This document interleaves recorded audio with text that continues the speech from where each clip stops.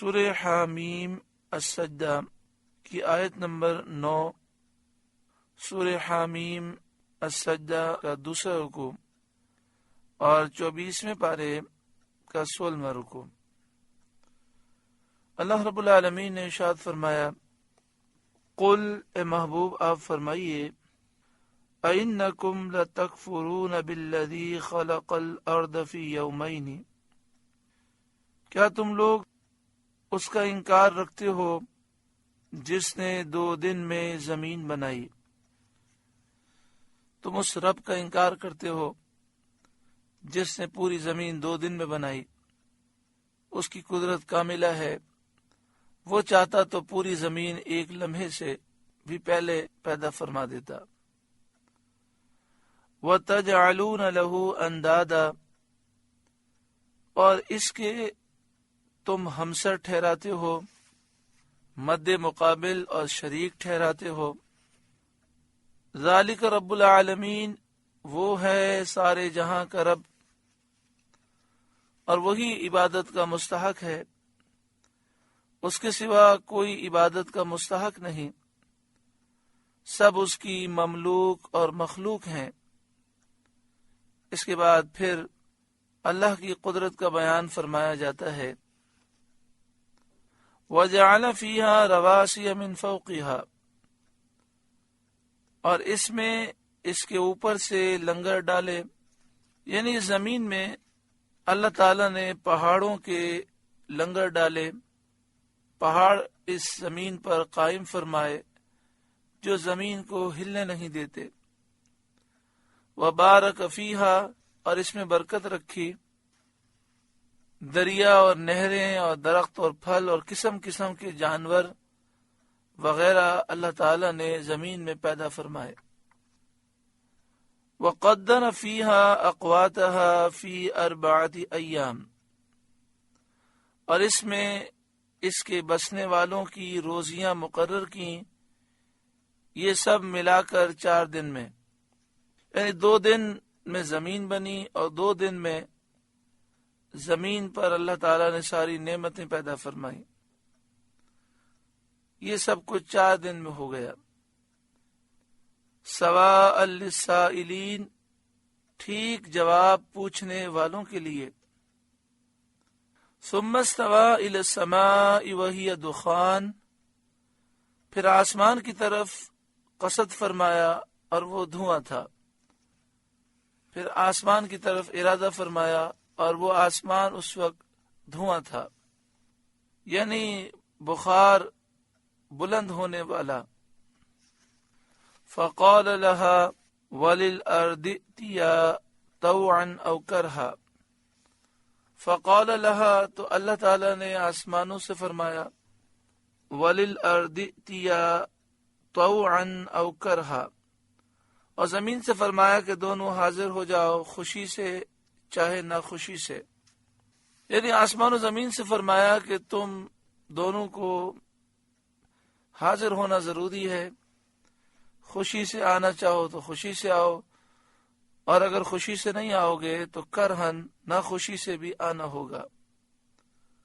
قالتا اتینا طائعین، دونوں نے عرض کی کہ ہم رغبت کے ساتھ حاضر ہوئے، خوشی سے حاضر ہوئے۔ فقضاهن 7 سماوات فی یومین، تو انہیں پورے 7 آسمان کر دیا 2 دن میں، یہ کل 6 دن ہوئے۔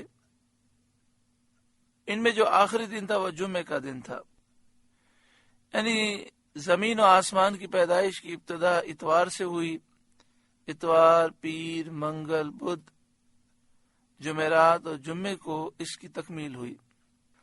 وَأَوْحَى فِي كُلِّ سَمَاءٍ أَمْرَهَا، اور ہر آسمان میں اسی کے کام کے احکام بھیجے وہاں کے رہنے والوں کے لیے، طاعات، عبادات اور امر اور نہی کے احکام بھیجے۔ وَزَيَّنَّا السَّمَاءَ الدُّنْيَا بِمَصَابِيحَ، اور ہم نے نیچے کے آسمان کو چراغوں سے آراستہ کیا،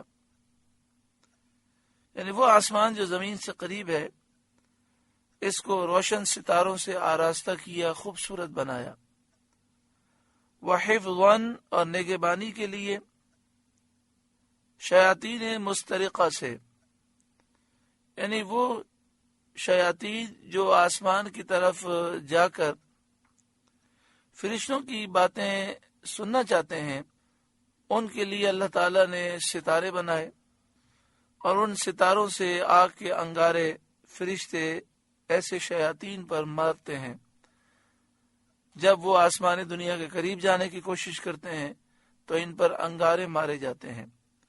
وحفظاً اور نگہبانی کے لیے آسمان کو آراستہ کیا ان ستاروں کے ذریعے، اور یہ ستارے بنائے نگہبانی کے لیے۔ ذالک تقدیر العزیز العلیم، یہ اس عزت والے علم والے کا ٹھہرایا ہوا ہے، یہ نظام عزیز علیم رب نے بنایا ہے۔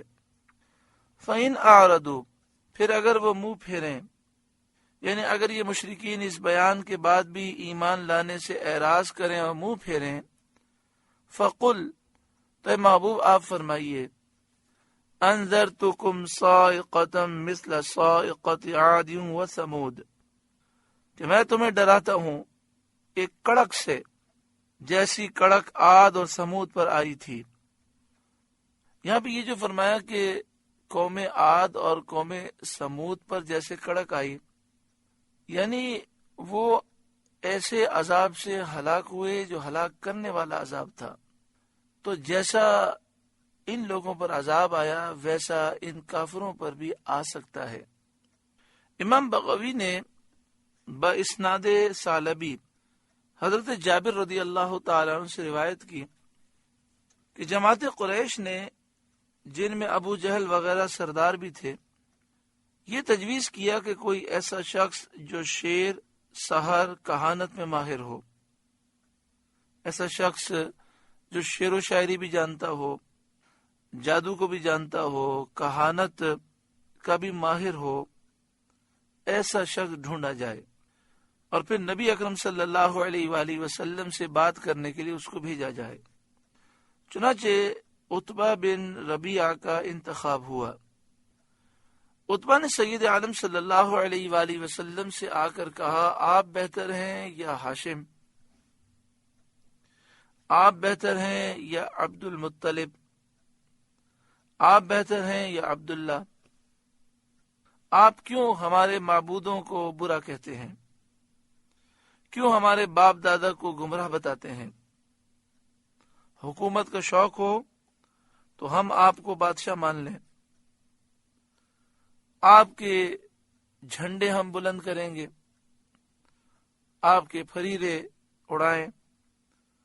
عورتوں کا شوق ہو تو قریش کی جن لڑکیوں میں سے آپ پسند کریں، ہم 10 لڑکیاں آپ کے نکاح میں دے دیں۔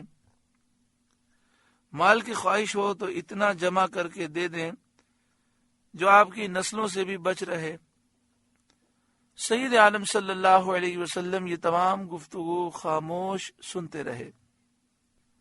یہ پیارے آقا صلی اللہ علیہ وآلہ وسلم کی عادت کریمہ کہ آپ گفتگو خاموشی کے ساتھ سماعت فرماتے اور کسی کی بات کو آپ بیچ میں سے کاٹا نہیں کرتے تھے۔ ہمارے یہاں ایک بہت بڑا مسئلہ ہے کہ ہم اطمینان سے کسی کی بات سن نہیں پاتے۔ اللہ کرے اس سنت پر ہم عمل کریں۔ سید عالم صلی اللہ علیہ وآلہ وسلم یہ تمام گفتگو خاموش سنتے رہے۔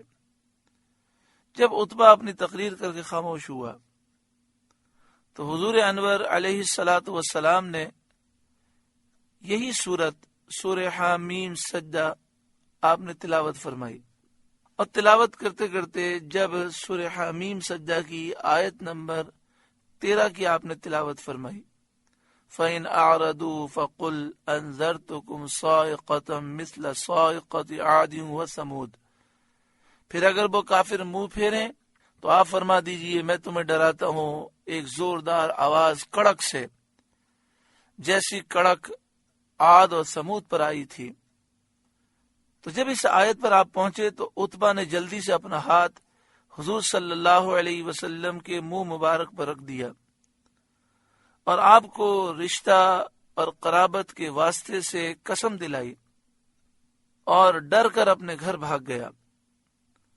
جب قریش اس کے مکان پر پہنچے تو اس نے تمام واقعہ بیان کر کے کہا، اللہ کی قسم، محمد صلی اللہ علیہ وسلم جو کہتے ہیں نہ وہ شعر ہے، نہ وہ جادو ہے، نہ وہ کہانت ہے، میں ان چیزوں کو خوب جانتا ہوں۔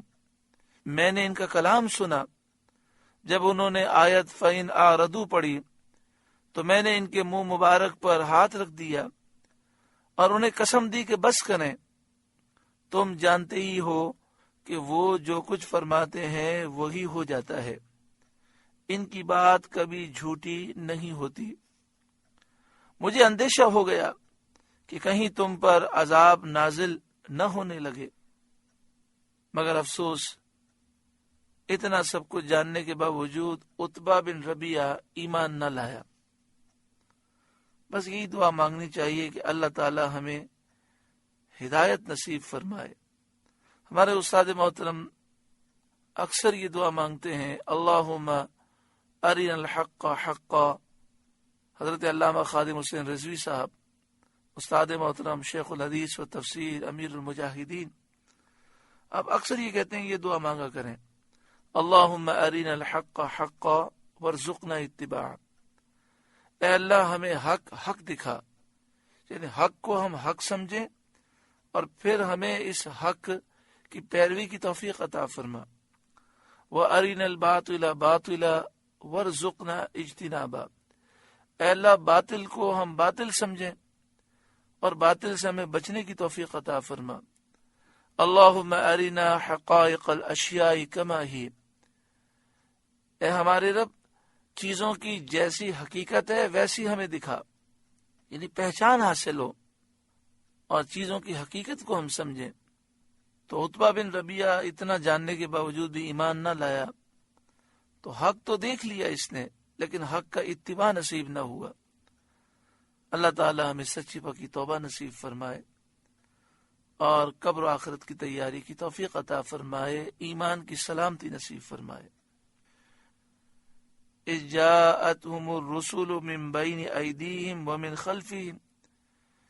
جب رسول ان کے آگے پیچھے پھرتے تھے، یعنی قوم عاد و ثمود کے رسول ہر طرف سے آتے تھے اور اس قوم کی ہدایت کی ہر تدبیر عمل میں لاتے تھے اور انہیں ہر طرح نصیحت کرتے تھے، اللہ تعبدوا الا اللہ، کہ اللہ کے سوا کسی کو نہ پوجو۔ قالو، تو انہوں نے کہا، یعنی قوم عاد و ثمود کے کافروں نے کہا انبیاء کے جواب میں، لو شاء ربنا لانزل ملائکہ، وہ بولے ہمارا رب چاہتا تو فرشتے اتارتا، بجائے آپ کے، کیونکہ آپ تو ہمارے مثل آدمی ہیں۔ کافروں نے، قوم عاد اور ثمود کے کافروں نے اپنے نبیوں سے یہ کہا کہ اگر اللہ کو ہدایت دینا مقصود ہوتا تو فرشتے نازل کرتا، آپ کو کیوں بھیجا؟ آپ تو ہمارے جیسے آدمی ہیں۔ فَإِنَّا بِمَا أُرْسِلْتُمْ بِهِ كَافِرُونَ، تو جو کچھ تم لے کر بھیجے گئے ہم اسے نہیں مانتے۔ یعنی کافروں نے کہا کہ جو کچھ آپ لے کر آئے ہیں ہم اس کا انکار کرتے ہیں۔ یہاں پر قوم عاد کا ذکر بھی ہے، ثمود کا بھی ذکر ہے اور سارے کافروں کا ذکر ہے کہ قوم عاد، ثمود اور دیگر قوموں کے کافروں نے اپنے نبیوں سے یہ کہا، جب انہوں نے ایمان کی دعوت دی تو انہوں نے یہ کہا کہ اللہ نے فرشتے کیوں نہیں اتارے، آپ تو ہمارے جیسے ہیں، آپ جو لے کر آئے ہم اس کا انکار کرتے ہیں۔ اب آگے قوم عاد کا انجام بیان کیا جا رہا ہے۔ فَأَمَّا عَادٌ، تو وہ جو عاد تھے، فَاسْتَكْبَرُوا فِي الْأَرْضِ بِغَيْرِ الْحَقِّ، انہوں نے زمین میں ناحق تکبر کیا۔ قوم عاد کے لوگ بڑے قوی اور شہزور تھے۔ جب حضرت ہود علیہ السلام نے انہیں اللہ کے عذاب سے ڈرایا تو انہوں نے کہا کہ ہم اپنی طاقت سے عذاب کو ہٹا سکتے ہیں۔ فَأَمَّا عَادٌ فَاسْتَكْبَرُوا فِي الْأَرْضِ بِغَيْرِ الْحَقِّ، تو وہ جو عاد تھے انہوں نے زمین میں ناحق تکبر کیا. وَقَالُوا مَنْ أَشَدُّ مِنَّا قُوَّةً، اور بولے ہم سے زیادہ کس کا زور ہے. أَوَلَمْ يَرَوْا، اور کیا انہوں نے نہ جانا، أَنَّ اللَّهَ الَّذِي خَلَقَهُمْ هُوَ أَشَدُّ مِنْهُمْ قُوَّةً، کہ اللہ جس نے انہیں بنایا ان سے زیادہ قوی ہے. یعنی قوم عاد نے غرور کیا اور کہنے لگے ہم سے زیادہ طاقتور کون ہے. تو فرمایا کیا وہ اس بات کو نہیں جانتے تھے کہ جس رب نے انہیں پیدا کیا وہ ان سے قوی ہے، تو یہ اس کے عذاب کا کیسے مقابلہ کریں گے. وَكَانُوا بِآيَاتِنَا يَجْحَدُونَ، اور ہماری آیتوں کا وہ انکار کرتے تھے. فَأَرْسَلْنَا عَلَيْهِمْ رِيحًا صَرْصَرًا فِي أَيَّامٍ نَحِسَاتٍ، تو ہم نے ان پر ایک آندھی بھیجی سخت گرج کی ان کی شامت کے دنوں میں. وہ آندھی بہت زیادہ ٹھنڈی تھی اور بارش کے بغیر آئی. عام طور پر جب آندھی چلتی ہے تو ساتھ میں بارش بھی ہوتی ہے، لیکن ان پر جو آندھی آئی وہ بہت زیادہ ٹھنڈی تھی اور بغیر بارش کی تھی. تو یہ جو پیچھے ذکر تھا کہ مثل صاعقۃ عاد و ثمود، جیسے عاد و ثمود پر کڑک آئی، تو یہاں کڑک سے مراد وہ آندھی ہے جس میں زوردار گرج تھی اور کڑک تھی جو قوم عاد پر آئی. لِنُذِيقَهُمْ عَذَابَ الْخِزْيِ فِي الْحَيَاةِ الدُّنْيَا، کہ ہم انہیں رسوائی کا عذاب چکھائیں دنیا کی زندگی میں. وَلَعَذَابُ الْآخِرَةِ أَخْزَىٰ، اور بے شک آخرت کے عذاب میں سب سے بڑی رسوائی ہے. وَهُمْ لَا يُنصَرُونَ، اور ان کی مدد نہ ہوگی. وَأَمَّا ثَمُودُ، اور رہے سمود، اور بہرحال سمود، فَهَدَيْنَاهُمْ، انہیں ہم نے راہ دکھائی اور نیکی اور بدی کے طریقے ان پر ظاہر فرمائے. فَاسْتَحَبُّوا الْعَمَىٰ عَلَى الْهُدَىٰ، تو انہوں نے سوجنے پر اندھے ہونے کو پسند کیا. یعنی ایمان کے مقابلے میں کفر انہوں نے اختیار کیا. فَأَخَذَتْهُمْ صَاعِقَةُ الْعَذَابِ الْهُونِ بِمَا كَانُوا يَكْسِبُونَ، تو انہیں ذلت کے عذاب کی کڑک نے آ لیا سزا ان کی کیے کی. یعنی ہولناک آواز کی وجہ سے یہ ہلاک ہوئے. انہوں نے جو شرک کیا تھا، نبی کو جھٹلایا تھا اور گناہ کیے تھے، اس کی سزا میں انہیں ہلاک کیا گیا. وَنَجَّيْنَا الَّذِينَ آمَنُوا، اور ہم نے انہیں بچا لیا جو ایمان لائے. وَكَانُوا يَتَّقُونَ، اور وہ ڈرتے تھے. یعنی صاعقہ کڑک کے اس ذلت والے عذاب سے حضرت صالح علیہ السلام پر ایمان لانے والے مومنین کو بچا لیا گیا. یہ وہ مومنین تھے وَكَانُوا يَتَّقُونَ، اور وہ ڈرتے تھے، شرک سے ڈرتے تھے، اعمال خبیثہ گندے اعمال سے ڈرتے تھے. ایک پاکیزہ انہوں نے زندگی گزاری تو اللہ کے عذاب سے وہ محفوظ رہے. سورہ حامیم سجدہ کا دوسرا رکوع مکمل ہوا. اللہ تعالیٰ اس رکوع کے نور سے ہمارے قلوب کو روشن منور فرمائے.